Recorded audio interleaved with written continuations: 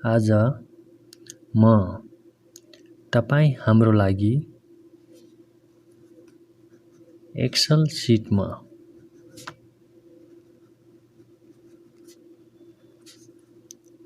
सिटमा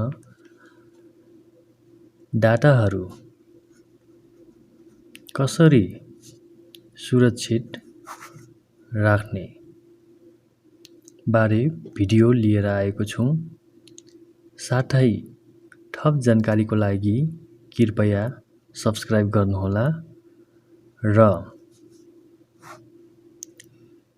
मेरो भिडियो हेरेर बस्नु भएका सम्पूर्ण साथीहरू पनि सब्स्क्राइब गरिदिनुहोला। त्यसो भए हामी डिटेल्समा बुझौँ एक्सेल सिटमा डाटाहरू कसरी सुरक्षित राख्ने। सबैभन्दा सुरुमा एमएस एक्सेल ओपन गर्ने। एमएस एक्सेल ओपन गरिसकेपछि एउटा सिट यानि कि डाटा तयार गर्ने। डाटा तयार गर्नको लागि म एउटा इक्जाम्पलको लागि डाटा तयार गरेछु। लिस्ट अफ मेटेरियल्स भन्ने।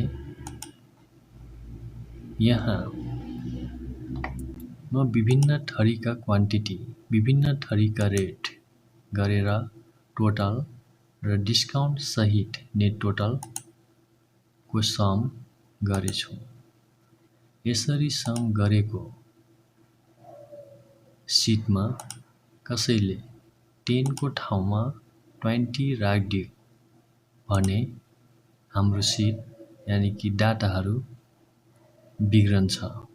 यसरी डाटाहरू सुरक्षित राख्नको लागि सबैभन्दा सुरुमा प्रोटेक्ट शीट भन्नेमा क्लिक गर्ने। यहाँ क्लिक गरिसकेपछि पासवर्ड राख्ने।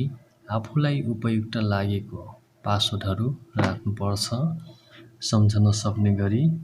जस्तै 1 2 3 ओके गर्ने। फेरि 1 2 3 ओके गर्ने। यसरी शीट प्रोटेक्ट भयो। शीट प्रोटेक्ट भइसकेपछि कसैले पनि तपाईको डाटाहरू दायाँ बायाँ गर्न सक्दैन। कसैले इस्यु गर्न सक्दैन। कोही पनि चेन्ज गर्न सक्दैन। फर इक्जाम्पल मानौ म यहाँ 10 को ठाउँमा 20 लेखेँ तर चेन्ज भएन। यो सिटमा जहाँ जे लेखे पनि सिट हुनेवाला छैन। यसरी सिटलाई प्रोटेक्ट गर्न सकिन्छ। तर यही सिटलाई अनप्रोटेक्ट गरियो भने, जस्तै म यसको पासवर्ड 1 2 3 राखेछु, यो अनप्रोटेक्ट सिट भयो।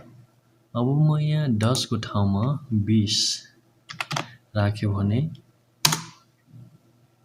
अभियसली चेन्ज हुन्छ।